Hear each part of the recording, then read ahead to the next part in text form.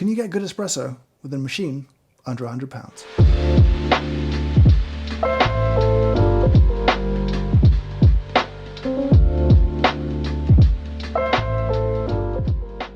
Something you hear coffee people say all the time is that the grinder is way more important than the espresso machine. And if you gave them a really good grinder and a really cheap espresso machine, they'd make better espresso than if they had a great machine and a cheap grinder. What I want to know is just how cheap you can go on the espresso machine if you've got a good grinder and still get something drinkable. Here are 5 different espresso machines, each under £100 and one good little grinder. Starting here with the Swan Retro, that was £90. The DeLonghi is the most expensive of the bunch at $99.99, scraping in by a penny. The Crepes, £90. The Amazon Basics, £65. That's really cheap, but not as cheap as the Andrew James, which came in at £60. When you buy an expensive coffee machine, you're buying precision, consistency, and control. That is not present, I suspect, on any of these things. One more little frustration is that 4 of these 5 machines have what are called pressurized portafilters. Now, these are portafilters designed presuming that you at home can't grind coffee and you're probably buying coarsely ground, pre-ground coffee. Typically, pressurized portafilters work well with coarsely ground coffee. They don't make particularly good tasting coffee, but they do make fluffy crema most of the time. I'll see if I can hack my way around them. We'll see what we can do to get the best out of them. First up is the Swan. The build, cheap, plastic everywhere. 2 of the buttons, when you push them, they stay depressed in, suggesting that they are on, except the power button, which doesn't do that, which is confusing. The temperature gauge seems nice, but goes in 40 degrees Celsius increments, but it is not particularly stable in terms of temperature. It has a pressurized portafilter. It's got this additional piece screwed to the bottom, and it has a little extra filter inside it. I don't know why this is there. I don't like it. It also has a little rubber gasket inside the brew basket. I don't want rubber inside my brewing environment. I'm just not a fan of that. So can this pull good espresso? Loading this is not much fun. I think you're supposed to use the spoon it comes with, which is a shape that makes me slightly uncomfortable. And at the bottom of this is a tamper, which I would say is deeply unpleasant to use. It takes about 12 grams in the portafilter, and the best shots that I got out were about 40 grams of liquid, but pretty fast shots too. Now you might get some nice fluffy crema, but the coffee itself tastes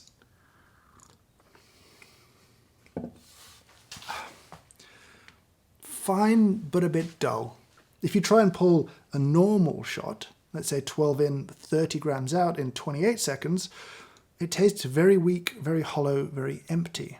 Something goes wrong in the brewing process, and I don't really understand what it is, but it just doesn't work. It seems like pressurized portafilters, especially this one, don't like finely ground coffee, slow traditional espresso. If you were going to turn this into a milk drink, maybe it would be okay, but in terms of good espresso, no, I could not get good espresso from this coffee machine.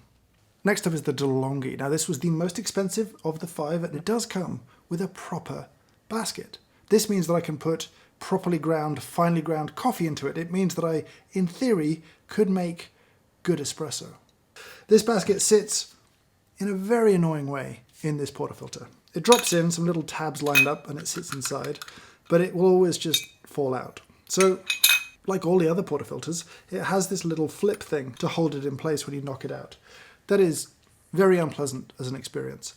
The machine itself is also a challenge. You have a ready light and that's it. There's no gauge, there's no information there. You just have to hope that you're getting a good temperature.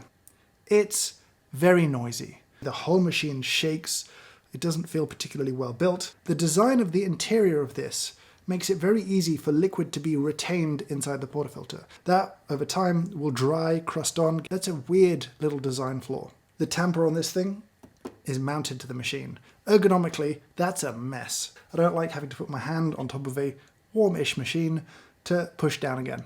So I'll pull something pretty traditional, 14 in, 28 to 30 grams out in about 25 to 30 seconds. Somewhere in that ballpark is what I think we'll get.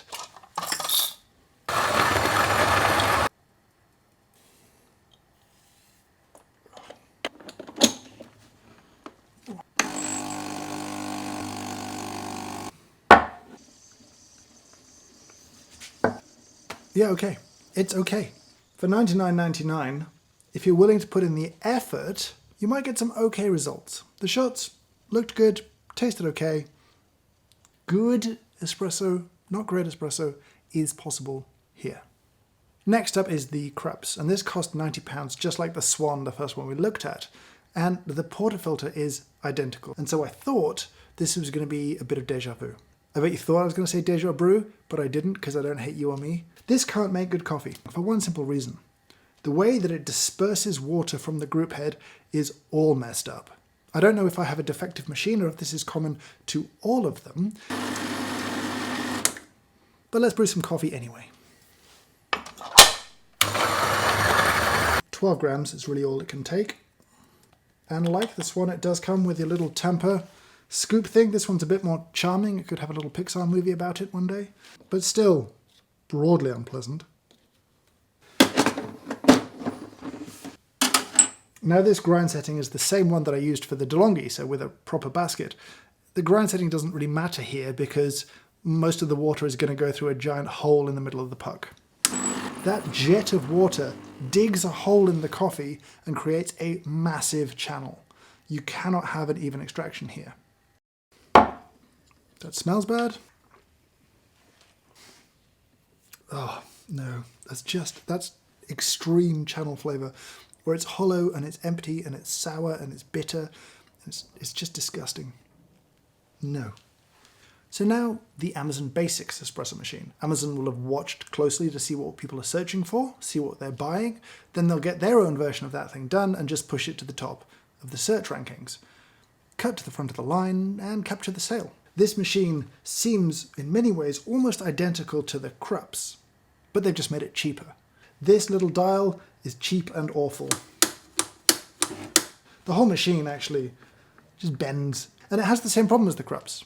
Once you get up to, high temperatures inside the machine, you get this jet of steam that punches out aggressively into the coffee, and you get channeling and it makes terrible tasting coffee.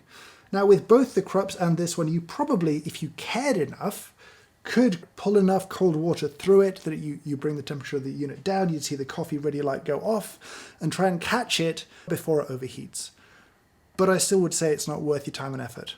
This is just like pulling shots with the Crepes. It digs the same giant hole in the coffee. It is a waste of time. It is a waste of money. It makes me very sad that this was built in the first place. Thanks, Jeff. So we end with the Andrew James. £60. What do you get for your money? You get a power light that never comes on. You get a heating light that never goes off. You get quite a drippy little group head, but it does at least distribute water properly and quite gently. However, like many other machines, it's a pressurized portafilter. There's no fancy extras here. There's just a little pinprick hole underneath the basket. As for coffee, it's about what you'd expect at this point in the video. It doesn't make very good coffee. It wants you to pull those coarse ground, faster, longer shots because it's a pressurized portafilter.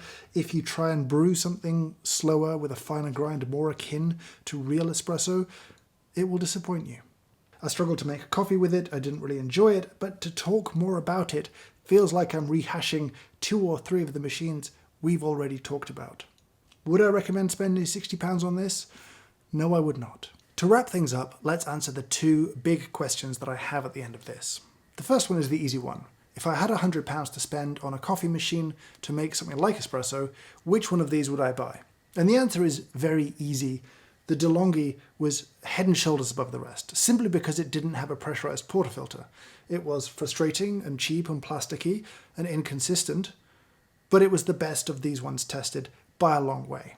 But the second question I think is more important. If I have £100, is that enough money to buy a good espresso machine? And for me, the answer is no.